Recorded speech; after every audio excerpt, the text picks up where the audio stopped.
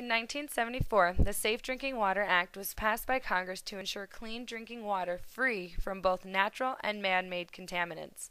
In 2005, the Bush-Cheney Energy Bill exempted natural gas drilling from the Safe Drinking Water Act. It exempts gas companies from disclosing the chemicals used during hydraulic fracturing, or fracking, a process used during well drilling to increase the rate of natural gas recovery.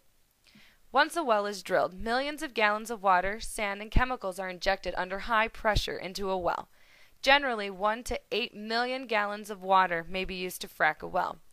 In addition, the combination of 596 different chemicals totaling 80 to 300 tons are also required for each frack.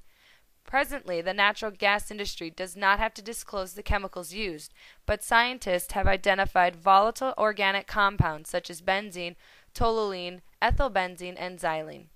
A well may be fracked up to 18 times in its lifetime, consuming 18 to 144 million gallons of water and injecting over 1,000 to 5,000 tons of chemicals into the ground. To date, there are over 850,000 active natural gas wells in the United States being fracked and injecting chemicals into the ground. Natural gas drilling is occurring throughout the entire United States.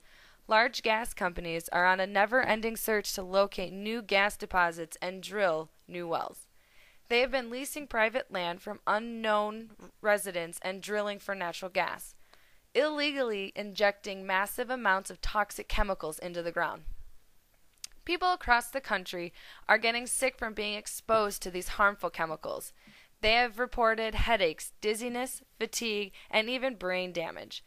Some have been consuming contaminated tap water for years without knowing, and are now concerned with the potential long-term effects they and their children might experience.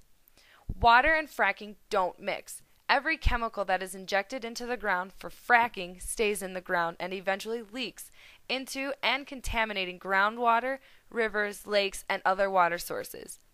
Large concentrations of these chemicals have been found in residential wells and drinking water. There have been numerous occasions of residents reporting flammable tap water across the country. Farmers in many locations are using contaminated water to irrigate their crops and to feed their cattle, which are then butchered and shipped to stores and supermarkets across the country. Gas bubbles and chemicals are rising from the groundwater and appearing in rivers and streams, killing fish, wildlife, and plants. At this point in time, the government and federal agencies, such as the Environmental Protection Agency, have done nothing to regulate the injection of these chemicals during fracking and have not made significant efforts to make the issue publicly known. This issue is now in the hands of the public and a handful of visionaries.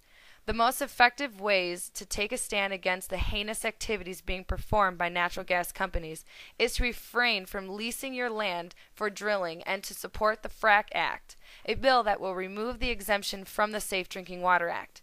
Here is how you can get started. Go to the Gasland website, click on your state, enter your zip code, and send a letter to your elected officials today.